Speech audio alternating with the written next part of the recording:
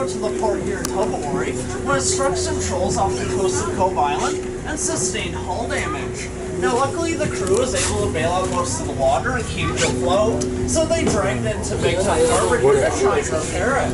But upon further inspection they deemed that the damage to the hull was too extensive, so they deemed the vessel unrepairable, decided to strip it of anything of value, and then they let it sink here where it lies today on its own back in 1885.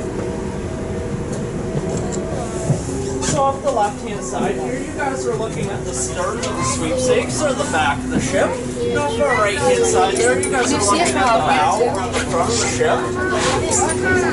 What was it called?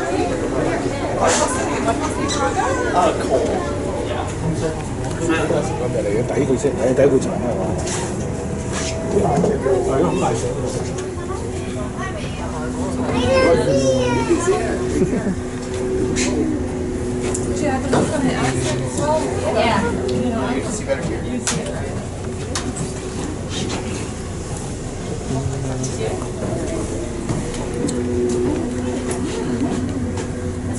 Oh, yeah. Alright guys, so as we've been passing over the wreck today, you guys may have noticed some metal caging down in those cargo holes there. So this metal caging was put in place by Parks Canada a few years ago as a preventative mechanism. What they found was scuba divers were going inside the shipwreck and the air bubbles from the regulators were getting trapped under the wood. Now the air bubbles coming into contact with the wood was speeding up the decamping process of the shipwreck, so now divers aren't allowed inside the wreck anymore, they're only allowed outside of it. Oh, I thought they were getting stuck down there. Oh no, that would be funny though.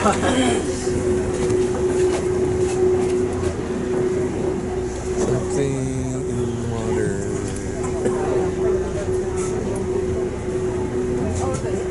Just spinning around.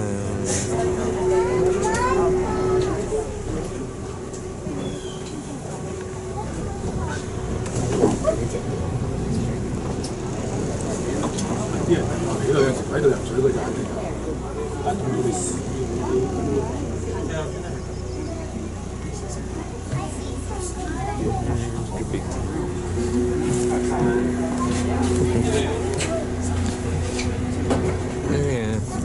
I can see through the glass window. Alright guys, and coming up on the left-hand side of the vessel, you will be able to see our second shipwreck of the day. We're just turning to view it now, but we can't get directly over top of this one because of how shallow the water is over there. But we're going to get as close as we can for you guys. For those on the right-hand side, don't worry, we'll swing the ship around so you can see as well. It's directly off our left-hand side there now. So our second shipwreck that we're seeing today is called the City of Grand Rapids. It's a double-decker steam-run vessel that carried passengers and cargo, and it was built in Grand Haven, Michigan in 1879.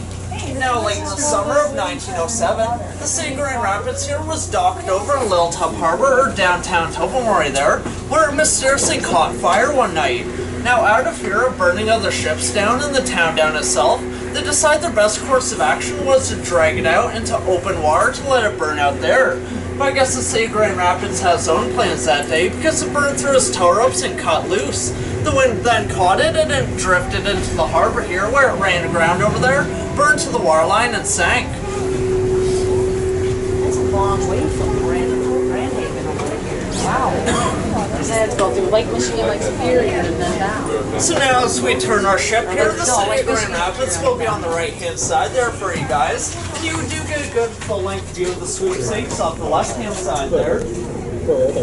Let's see something. Now looking at the City of Grand Rapids, if you see that light brown slash beigey color almost sticking out of the water there, that would have been the steam box or the boiler of the City of Grand Rapids when it was still in operation.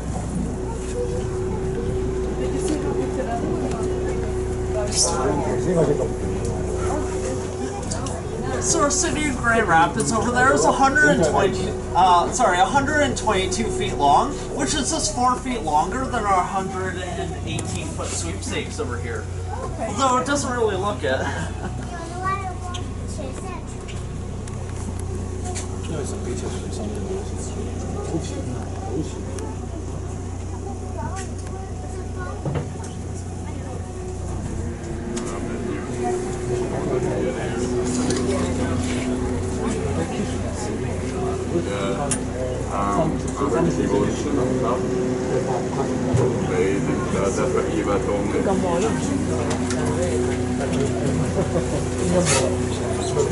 Alright guys, that does conclude our shipwreck viewings for the day, so feel free to get comfy, walk around the boat a bit, and just relax and enjoy the view.